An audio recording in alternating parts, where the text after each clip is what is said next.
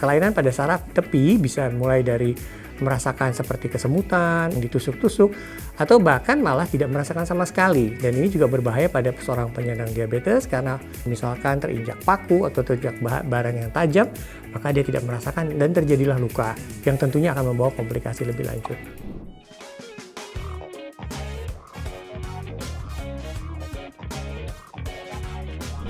Halo Dokter Ihsan, terima kasih sudah hadir di studio YouTube Rumah Sakit Pondok Indah. Apa kabarnya dok? Kabar baik, semoga sehat juga.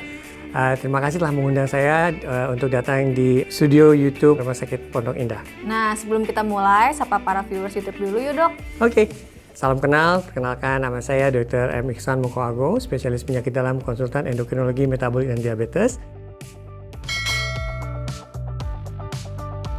Oke dok, nah hari ini kami akan menanyakan 5 pertanyaan seputar komplikasi diabetes. Apa sudah siap dok? Oke, silakan. Siap, kita masuk ke pertanyaan pertama ya dok.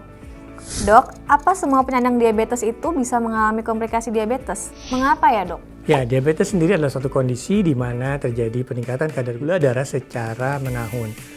Penyebabnya tentunya banyak. Ada 4 klasifikasi diabetes. Yang pertama adalah tipe 1, di mana terjadi akibat proses autoimun sehingga menyebabkan terjadinya kerusakan pankreas, menyebabkan kadar insulin seorang penyandang diabetes tipe 1 sangat rendah sehingga kadar gula darahnya menjadi selalu tinggi.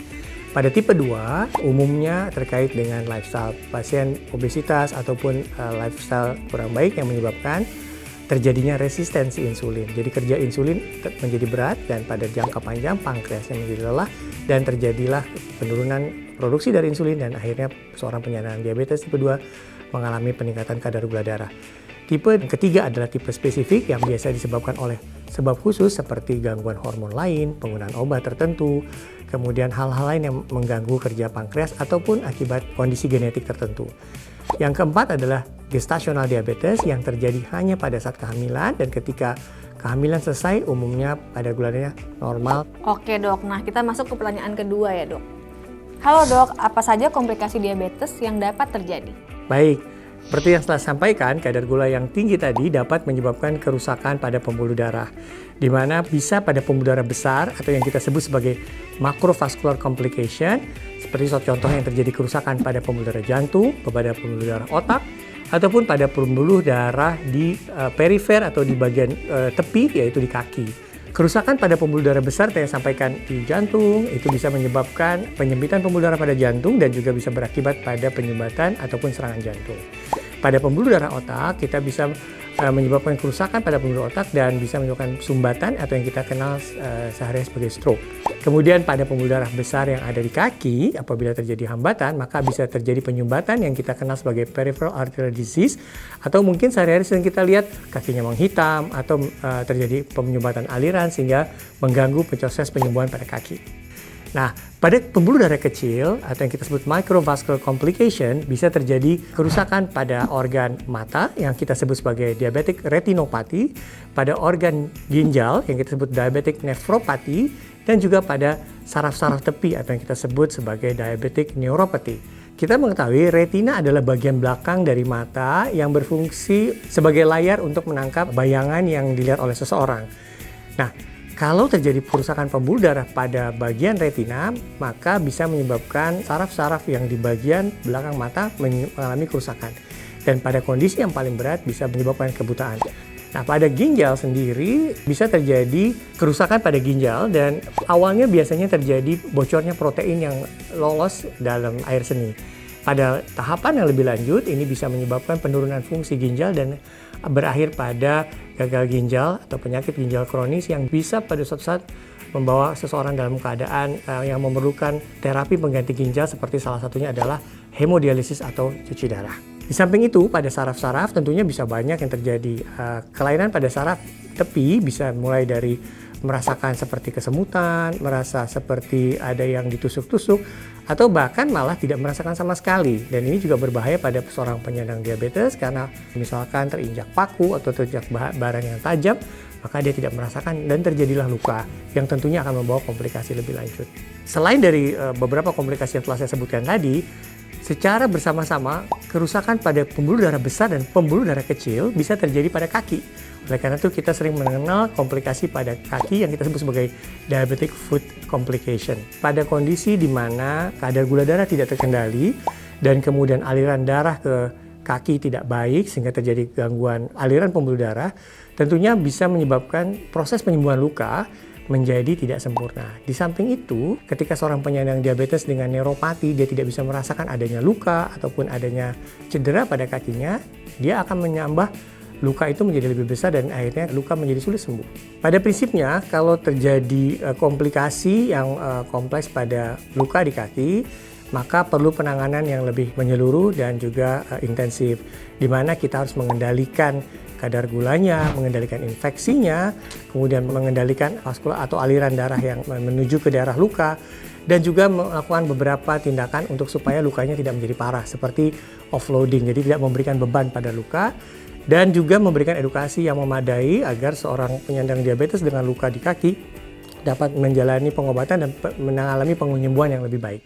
Oke, nah kita masuk ke pertanyaan ketiga nih dok.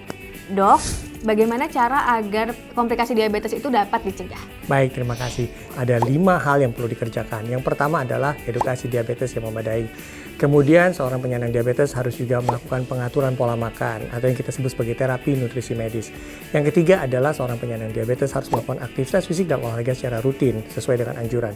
Dengan melakukan aktivitas fisik dengan intensitas sedang selama 150 menit total dalam 1 minggu diharapkan ini cukup untuk meningkatkan kebugaran dan juga membantu tubuh untuk dapat mengendalikan kadar gula dengan baik. Yang keempat, penggunaan obat atau insulin tergantung pada kondisi masing-masing. Dan yang kelima adalah pemantauan gula darah mandiri. Dengan melakukan kelima hal tersebut secara simultan, seorang penyandang diabetes diharapkan akan mampu mencapai kadar gula yang terkendali atau yang biasanya kita periksa dengan pemeriksaan HbA1c atau glycated hemoglobin yang umumnya kita kerjakan 2-3 bulan sekali. Kita menganjurkan untuk pemeriksaan ada kadar gula darah puasa atau sebelum makan yang umumnya kisarannya antara 80 sampai 130 mg per desiliter. Yang kita gunakan adalah pemeriksaan glukometer yang bisa dikerjakan sendiri di rumah. Dan kadar gula darah 1 sampai 2 jam setelah makan yang diharapkan adalah secara umum kurang dari 180 mg per desiliter. Diharapkan dengan ini tercapai dalam jangka panjang, HbA1c akan dapat mencapai target sesuai yang kita inginkan. Dengan mencapai kadar gula yang baik, diharapkan komplikasi bisa kita tunda ataupun kita hambat. Oleh karena itu, pemeriksaan harus dilakukan secara berkala untuk memastikan memang komplikasi belum terjadi. Wah, lengkap banget nih dok penjelasannya. Nah, sebelum kita lanjut ke pertanyaan selanjutnya, boleh dong dok pesan sponsornya dulu. Halo viewers, udah lihat channel YouTube RS Pondok Indah? Jangan lupa subscribe ya, dan juga like konten-kontennya. Thank you. Oke, sip. Nah, lanjut ya ke pertanyaan selanjutnya. Dok, bagaimana penanganan komplikasi diabetes? Penanganan komplikasi diabetes memang membutuhkan kerjasama tim multidisiplin, tergantung dari komplikasi yang terjadi pada diabetes itu bisa beragam. Secara umum, kita harus mengendalikan kadar gula darah agar bisa mencapai target, sehingga kita pastikan bahwa kadar gula darah yang terkendali akan mampu menghambat terjadinya progresivitas dari komplikasi tersebut.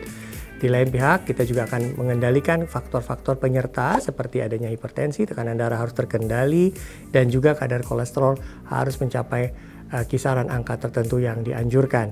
Selain dari itu, penanganan komplikasi secara spesifik mungkin membutuhkan penanganan oleh spesialis terkait, spesialis mata, jantung, spesialis saraf, bedah vaskular, dan banyak disiplin lain yang terlibat. Jadi yang paling penting adalah menemukan komplikasi sejak awal, sehingga kita bisa menentukan penata laksanaan yang komprehensif pada seorang penyandang diabetes. Oke, nah dok, kalau ngomongin komplikasi diabetes, kenapa sih dok sebenarnya banyak orang yang mengalami komplikasi ini? Ya, satu fakta yang menarik adalah di Indonesia tahun 2019, International Diabetes Federation mengungkapkan bahwa 7 dari 10 penderita diabetes di Indonesia tidak terdiagnosis atau undetected. Tentunya pada pasien-pasien yang tidak terdeteksi, bagaimana mereka akan mencari tahu bahwa sudah terjadi komplikasi. Dan data ini juga seringkali kita temukan bahwa seorang penyandang diabetes seringkali datang ke fasilitas kesehatan atau rumah sakit dalam kondisi akibat komplikasinya, dan mereka tidak menyadari bahwa selama ini telah memiliki diabetes sebelumnya. Diabetes mellitus adalah kondisi yang mungkin tidak bisa disembuhkan tetapi dapat dan harus dikendalikan.